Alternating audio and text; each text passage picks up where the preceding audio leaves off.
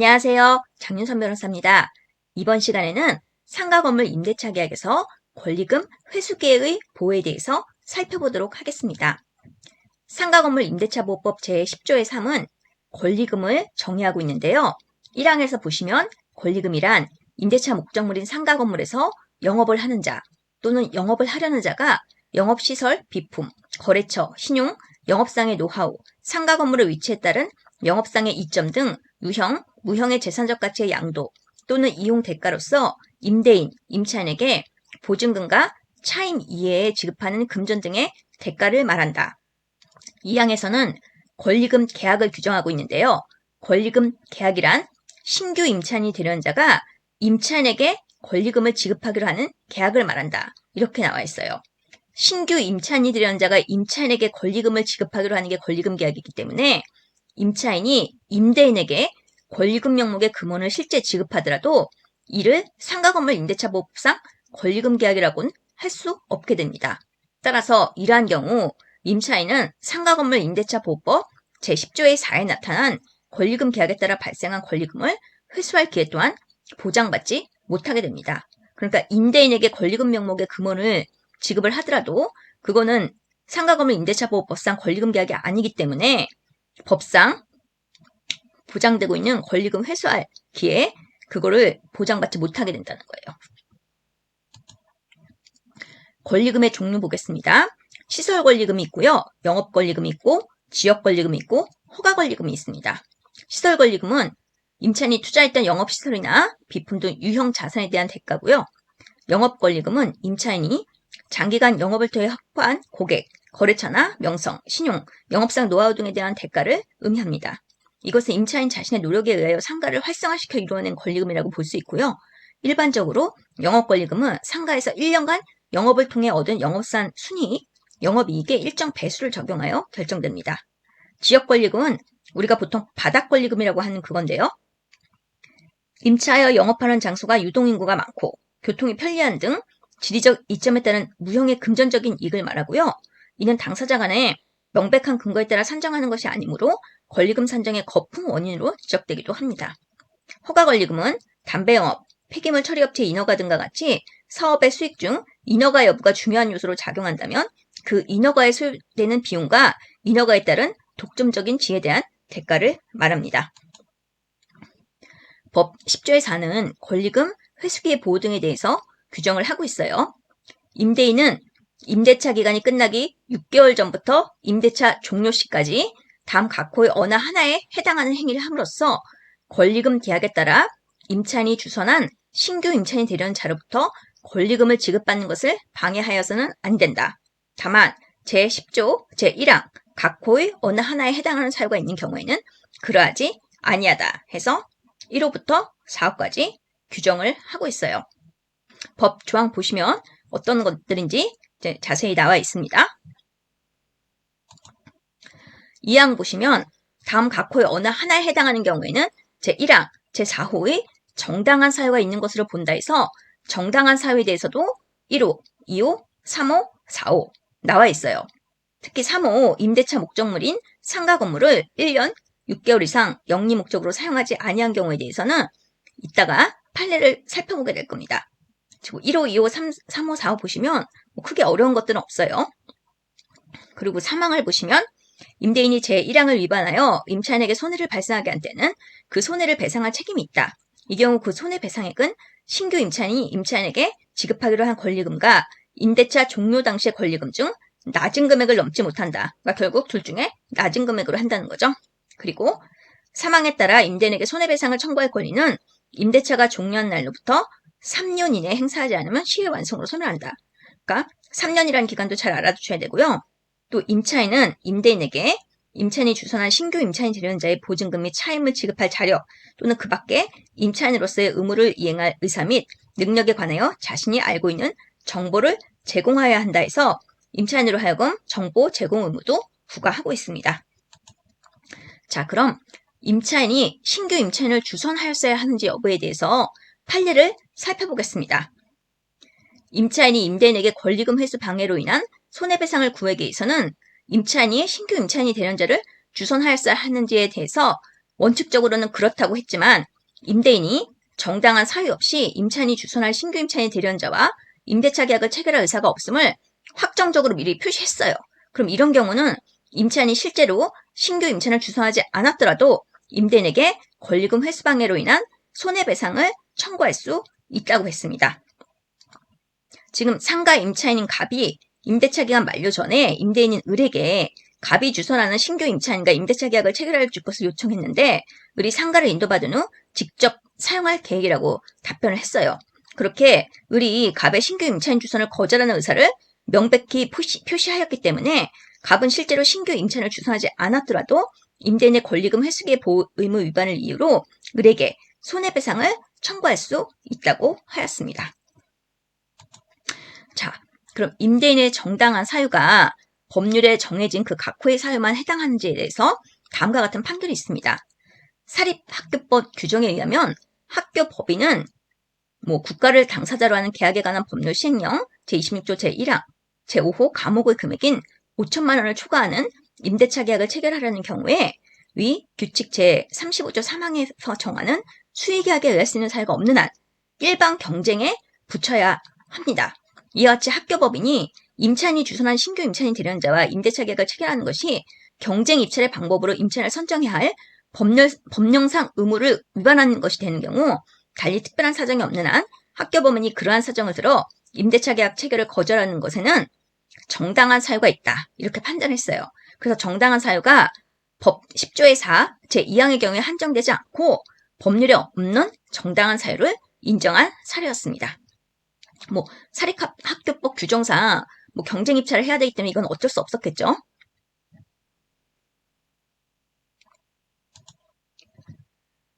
제10조의 계약갱신 요구 등에 관한 규정에서 그러니까 정당한 사유 없이 거절하지 못하는데 다만 각호의 어느 하나의 경우에는 그러하지 아니하다 이런 규정 있잖아요.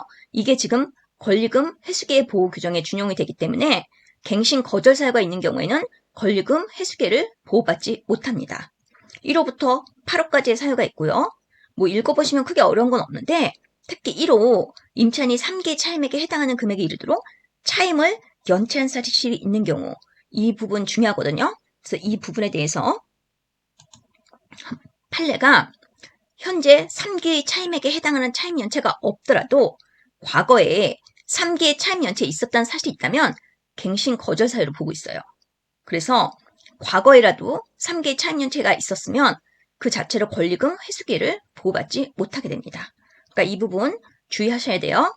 그리고 임대차 종료 시 이미 구도시정비법상 관리처분 계획 인가 고시가 이루어졌다면 임대인이 관련 법령에 따라 건물 철거를 위해 건물 점유를 회복할 필요가 있게 돼요.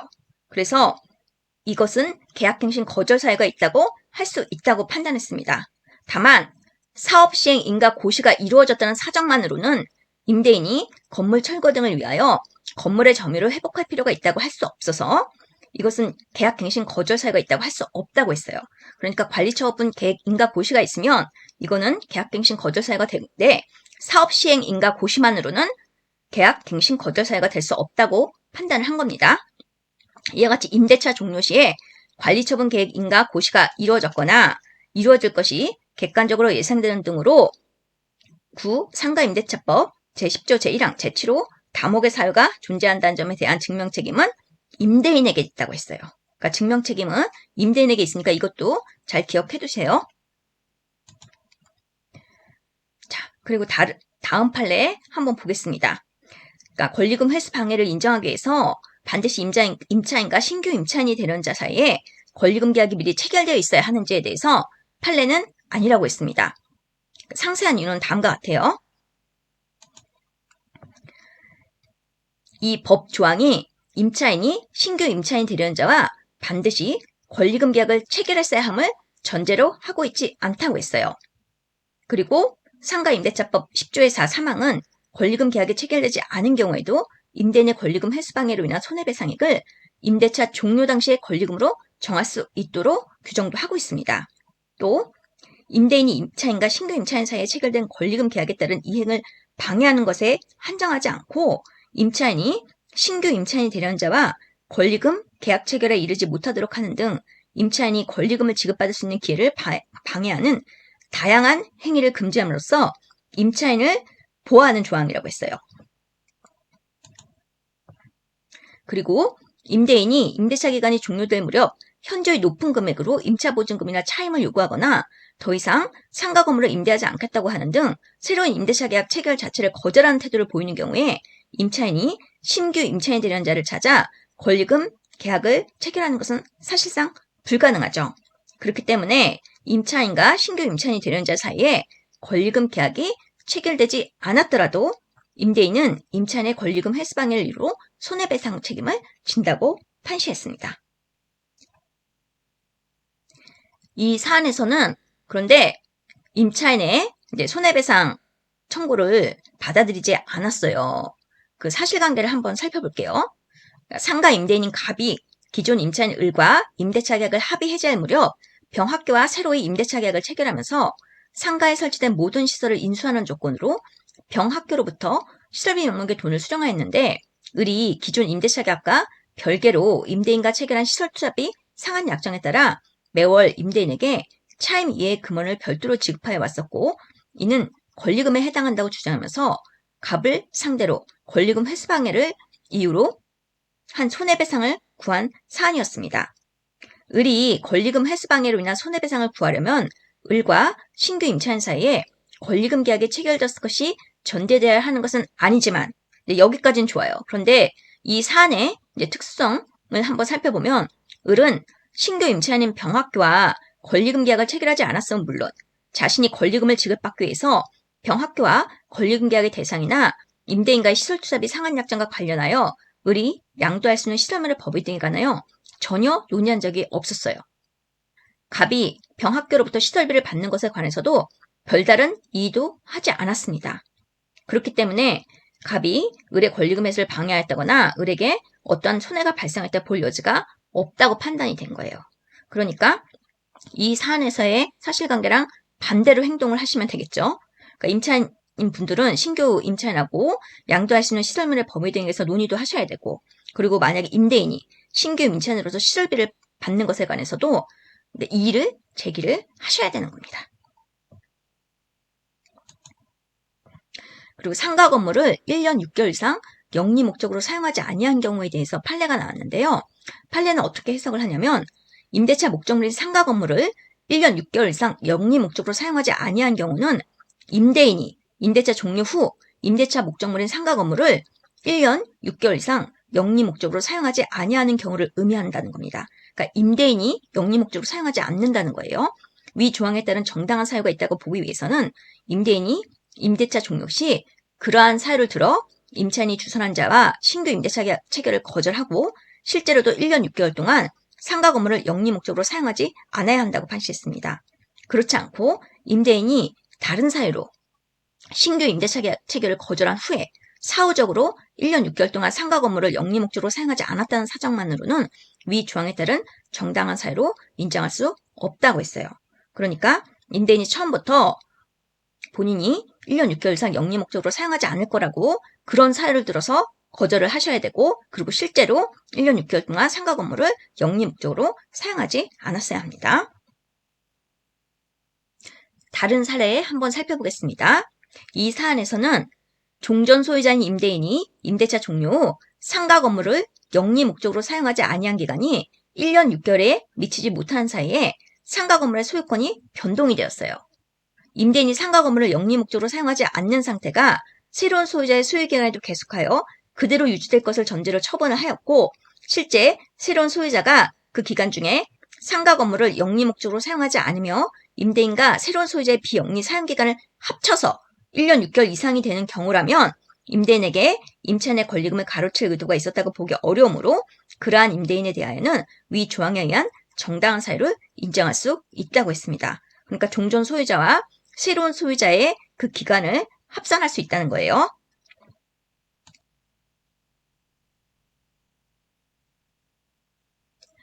계약 갱신 요구권을 행사할 수 없는 경우에 권리금 회수기의 보호에 대해서 구법이 시행할 당시에 판례가 있습니다. 이때만 해도 임대차 기간이 5년을 초과할 수 없을 때예요. 최초 임대차 기간을 포함한 전체 임대차 기간이 5년을 초과하여 임차인이 계약갱신 요구권을 행사할 수 없는 경우에도 임대인은 권리금 회수기의 보호물을 부담한다고 판시를 했습니다. 임대차 기간이 끝나기 3개월 전부터 임대차 종료 시까지 신규 임차인을 주선을 했어요. 그러니까 을은 임대인이거든요. 을은 정당한 사유 없이 신규 임차인과 임대차 계약 체결을 거절해서는 안 되고, 이는 갑은 임차인입니다. 갑과 을 사이의 전체 임대차 기간이 5년을 지난 경우에도 마찬가지인데, 갑이 병과 권리금 계약을 체결할 당시 더 이상 임대차 계약의 갱신을 요구할 수 없었던 상황이었기 때문에, 그러니까 임차인이 신규 임차인과 권리금 계약을 체결할 당시에는 더 이상 임대차 계약의 갱신을 요구할 수 없었어요. 을이 권리금 회수기의 보호를 부담하지 않는다고 본 원심 판단에 법리외의 잘못이 있다고 한 사례입니다. 그러니까 임대인은 계약 갱신 요건을 행사할 수 없는 경우에도 권리금 회수기의 보호물을 진다는 판시였어요.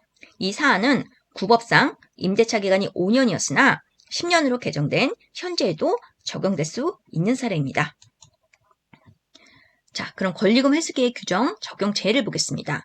제10조의 5에는 권리금 적용 제외 규정이 있어요. 그래서 1호는 유통산업발전법 2조에 따른 대규모 점포 또는 준대규모 점포의 일부인 경우, 그리고 2호는 상가 건물의 국유재산 또는 공유재산인 경우, 그리고 제13조는 전대차 관계 등에 대한 적용 등에서 어떤 규정이 전대인과 전차인의 전대차 관계도 적용한다 했는데 권리금 회수기의 보호에 관한 규정은 여기 없어요. 그래서 전대차 관계는 권리금 회수기를 보호받지 못한다는 거 잘 기억하셔야 됩니다.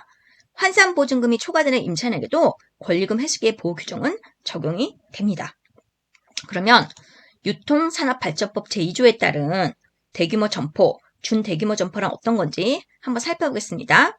유통산업발전법 제2조 3호는 대규모 점포란 다음 항목의 요건을 모두 갖춘 매장을 보유한 점포의 집단으로서 별표에 규정된 것을 말한다 이렇게 돼 있는데요. 그 별표 규정을 보면 대형마트나 의류가전 또는 가정용품 전문점, 백화점, 쇼핑센터, 복합쇼핑몰 이런 것들이에요.